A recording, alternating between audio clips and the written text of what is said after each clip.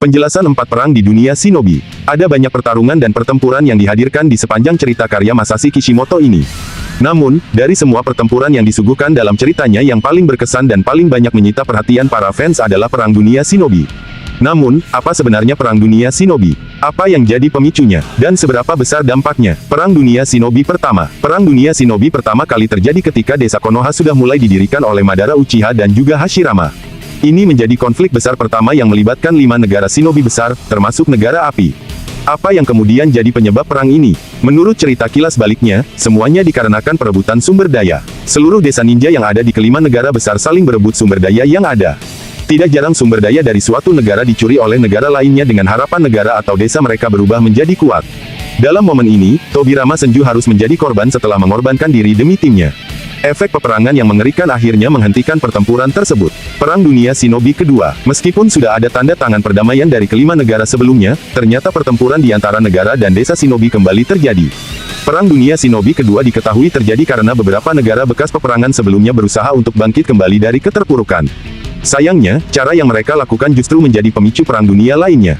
Pada awalnya, pertempuran terjadi dalam skala kecil. Namun, kemudian pertempuran tersebut meluas hingga akhirnya seluruh negara kembali terlibat. Dalam pertempuran ini, banyak nama-nama besar yang lahir seperti Salamander dari Desa Air, atau tentunya 3 legenda Sannin dan sosok Sakumo Hatake. Efek dari pertempuran ini juga akhirnya jadi pemicu trauma berat dan kesedihan yang dialami oleh Nagato dalam ceritanya. Perang Dunia Shinobi ketiga. Dari 2 perang dunia shinobi yang terjadi ini adalah perang yang lebih mengerikan dan brutal. Pasalnya, selain juga mereka menerjunkan para shinobi terlatih, banyak desa yang menerjunkan shinobi anak-anak minim pengalaman ke medan pertempuran. Dalam artikel lain disebutkan bahwa ini adalah salah satu kejahatan besar yang pernah dilakukan oleh desa Konoha. Peristiwa ini terjadi karena kekuasaan dari kelima negara besar mulai menghilang, yang mana efeknya banyak negara kecil yang tidak terafiliasi dengan mereka justru memulai invasi dan penyerangan.